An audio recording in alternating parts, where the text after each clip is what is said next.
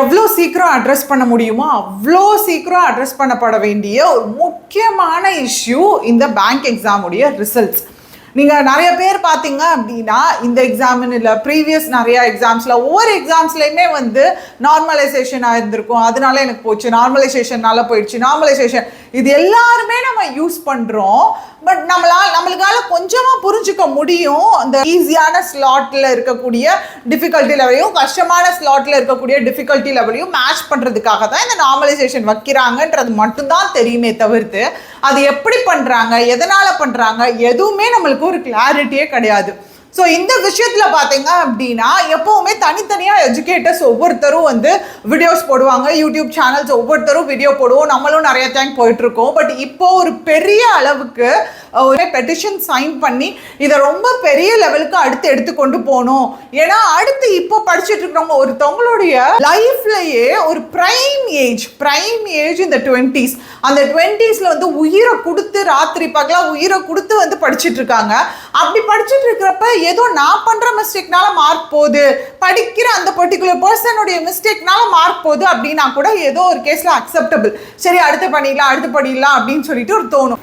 எஸ்பிஐன்னு கிடையாது, ஒவ்வொரு இப்போ ஐபிபிஎஸ்ன்னு எடுத்துட்டாலும் ஒரு பர்டிகுலர் ஸ்லாட்ல இருக்கிற ஸ்டூடெண்ட்ஸ் வந்து ரொம்ப அடி வாங்குறாங்க. அதே மாதிரி இந்த டைம் எஸ்பிஐ பார்த்தீங்க அப்படின்னா செகண்ட் ஸ்லாட் ஸ்டூடெண்ட்ஸ் ரொம்ப அடி வாங்கியிருக்காங்க. ஸோ இந்த மாதிரி ஒவ்வொரு டைமே வந்து ஒவ்வொரு பர்டிகுலர் ஸ்லாட்ல இருக்கக்கூடிய கேண்டிடேட்ஸ் வந்து ஏதோ ஒரு நார்மலைசேஷன்ற விஷயத்தினால வந்து அவங்க பயங்கரமாக அஃபெக்ட் ஆகுறாங்க. ஸோ இப்படி நம்ம பார்க்குறப்ப பார்த்தீங்க அப்படின்னா ஒரு பெரிய பெரிய எக்ஸாம்ஸ் எடுத்துக்கிட்டோம் அப்படின்னா கண்டிப்பாக எல்லாருமே ஆன்சர்ஸ் கீ ரிலீஸ் பண்ணுறாங்க. யூபிஎஸ்சி லெவல் எக்ஸாம்ஸ் கூட வந்து அவங்க ஆன்சர் கீலாம் ரிலீஸ் பண்ணுறாங்க. பட் இதுக்கு இன்னும் ஆன்சர் கீலாம் ரிலீஸே பண்ண மாட்டுறாங்க. நம்மளாம் வந்து ப்ரைவேட் இன்ஸ்டிடியூஷன்ஸ் தான் மெமரி பேஸ்டு பேப்பர் போடுறோம், அதுவும் நம்ம கெஸ்ட்டில் வந்து நம்ம போடுறதானே ஒழிஞ்சு ஒரு அஃபீஷியல் ஐபிபிஎஸ் வந்து அஃபீஷியலாக ஒரு ஆன்சர் கீன்றது இது வரைக்கும் ரிலீஸ் பண்ணது கிடையாது. சரி, ஆன்சர் கீ தான் ரிலீஸ் பண்ணலாம். அடுத்து நார்மலைசேஷன் எல்லாருமே நம்ம பேசுகிறோம். பட் எப்படி அந்த நார்மலைசேஷனை கால்குலேட் பண்ணுறாங்க அப்படின்றதுக்கு எக்ஸாக்டாக ஏதாவது ஃபார்முலா இருக்கா, அதுவும் நம்மளுக்கு தெரியாது. வந்து எஸ்பிஐயில் வந்து கவனிச்சிங்களா என்ன அப்படின்னு தெரில, ஒரு பேரண்ட் ஒரு ஸ்டூடெண்ட்டோட அம்மா, அந்த பொண்ணு பிகாம் முடிச்சிருக்கு, அந்த பொண்ணோட அம்மா கால் பண்ணி என்கிட்ட பேசுகிறாங்க ஒரு 25 நிமிஷம் திருப்பி அவங்க சொல்கிறாங்க, ஐயோ சாரி நான் ரொம்ப நேரம் பேசுகிறேன் சாரி அப்படின்றாங்க. சொல்லிட்டு நான் எல்லா கட் ஆஃபையும் அனலைஸ் பண்ணேன், எல்லா கட் ஆஃப் விட கூட தான் கட் ஆஃப் வச்சுருக்காங்க. உண்மையிலே வந்து இப்போ 300 சில்ட்ர வேகன்சி தமிழ்நாடுக்குன்னு சொன்னாங்கன்னா உண்மையிலே 300 சில்ட்ர செலக்ட் பண்ணியிருக்காங்களா தமிழ்நாடுக்குன்னு தனியாக வந்து உங்களுக்கு இவ்வளோ பேர் செலக்ட் ஆனாங்கன்னு சொன்னாங்களா? எவ்வளோ நிறைய கொஷின்ஸ் பேரண்ட் பாயிண்ட் ஆஃப் வியூல இருந்து மட்டும் அவ்வளோ கொஷின்ஸ் கேட்குறாங்க. வேகன்சிஸ் தமிழ்நாடுக்கு இவ்வளோன்னு சொல்கிறாங்க, நாங்கள் இவ்வளோ தான் செலக்ட் பண்ணியிருக்கோம் தமிழ்நாட்டில் இருந்து அப்படின்றது சொன்னாங்களா? எங்கேயாவது ஒஃபிஷியலாக வந்து அவங்க அதுக்குன்னு ஒரு state wise selected candidates PDF release பண்ணியிருக்காங்களா? ஸோ எத்தனையோ கேள்வி வந்து ஒரு பேரண்ட் பாயிண்ட் ஆஃப் வியூல இருந்து அவங்க அவ்வளோ கேள்வி வந்து இந்த எஸ்பிஐ கிளர்க் மெயின்ஸ் முடிஞ்ச அந்த எக்ஸாம்க்கான ரிசல்ட் வந்தப்போ அவங்க கேட்டாங்க. அப்போது ஒரு பேரண்ட்டுக்கே வந்து இவ்வளோ டவுட்ஸ் இருக்கிறப்ப கண்டிப்பாக அஸ் அ ஸ்டூடெண்ட்டாக பார்த்தீங்க அப்படின்னா ஒரு எக்ஸாமில் எழுதுகிறோம் அப்படின்னா அதில் ஒரு தெளிவு வேணும். சரி, இதில் எழுதுகிறோம் நம்மளுக்கு கண்டிப்பாக கிளியர் பண்ணிடுவோம் அப்படின்ற அந்த ஹோப் எப்போ கிடைக்கணும், எல்லாத்துலேயுமே நம்மளுக்கு டிரான்ஸ்பரண்ட்டாக இருந்தால் தான் கண்டிப்பாக கிடைக்கும். ஆக்சுவலி நம்ம பேங்க் எக்ஸாம்ஸ் சூஸ் பண்ணுறதுக்கு முக்கியமான ரீசன் என்ன அப்படின்னா மித்ததெல்லாம் அப்படியே போட்டு வைப்பாங்க. ரிசல்ட்ஸ் நிறையா எக்ஸாம்ஸில் நிறையா ஸ்டேட் லெவல் எக்ஸாம்ஸ் அந்த மாதிரி இருக்கிறப்போ அப்படியே சம்டைம்ஸ் போட்டு வைப்பாங்க. பட் இதில் வந்து அப்படி இல்லாமல் அடுத்தடுத்து வேகன்சியும் இருக்குது, ரெக்ரூட் பண்ணுறாங்க. இது எல்லாமே வந்து ஒரு நல்ல பாசிட்டிவான ஃபேக்டர் இருக்குன்றதுனால தான் நம்ம பேங்க் எக்ஸாம் சூஸ் பண்ணுறோம். பட் இந்த மாதிரி ஒரு டைமில் இந்த ஒரு விஷயத்தை மட்டும் ஐபிபிஎஸ் ரெகுலரைஸ் பண்ணாங்க அப்படின்னா கண்டிப்பாக நிறைய பேர் இதில் வந்து சக்ஸஸ்ஃபுல்லாக வர முடியும். நிறைய பேர் பார்த்தீங்க அப்படின்னா ஒரு ஹோப்போடு எழுதுவாங்க, கண்டிப்பாக நம்ம கிளியர் பண்ணிடலாம் அப்படின்னு சொல்லிட்டு. ஏன் இந்த டைம் எஸ்பிஐ மெயின்ஸில் நல்லா கிளியர் பண்ணிடுவோம் அப்படின்னு வந்து சொன்னவங்களுக்கு ஏன் போச்சு? 100க்கு மேலே அத்தனை பேர் நாங்கள் போட்டிருக்கோம், 100க்கு மேலே போட்டிருக்கேன், மேக்ஸிமம் தப்பாக சான்ஸ் இருக்காது அப்படின்னு சொன்னவங்கலாம் இருக்காங்க. ஒரு 2-3 வேணால் தப்பாக இருக்கலாம், நான் 100க்கு மேலே அடிச்சிருக்கேன் நிறைய பேர் சொல்லியிருந்திருக்காங்க. ஆனால் அவங்களால ஏன் கிளியர் பண்ணாமல் போச்சு? ஸோ இந்த மாதிரி எக்கச்சக்கமான டவுட்ஸ் இருக்குது. ஸோ தயவு செஞ்சு மக்களே, இதுக்கு இப்போது எல்லா எஜுகேட்டர்ஸும் வந்து எல்லா சேனலும் நம்ம பேங்கிங் ஆஸ்பிரன்ஸ் எல்லாருமே வந்து ஒரு யுனைடடா வந்து ஒரு விஷயம் நம்ம பண்ணிட்டு இருக்கோம். இந்த பெட்டிஷன் வந்து சைன் பண்றாங்க. இந்த பெட்டிஷன் எதுக்காக அப்படின்னா IBPS ரீச் அவுட் பண்றதுக்கு.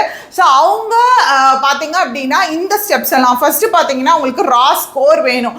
எவ்வளோ, அதாவது நார்மலைசேஷன் இல்லாம ஒரு பர்டிகுலர் பர்சன் எடுத்திருக்காங்கன்னா அதுக்கான ரா ஸ்கோர் வச்சு அவங்கள வந்து செலக்ட் பண்ணணும். அப்படி இல்லை அப்படின்னா நார்மலைசேஷன் நீங்க பண்றீங்க அப்படின்னா அந்த நார்மலைசேஷனுக்கான ஃபார்முலா என்ன அப்படின்னு தெரியணும்.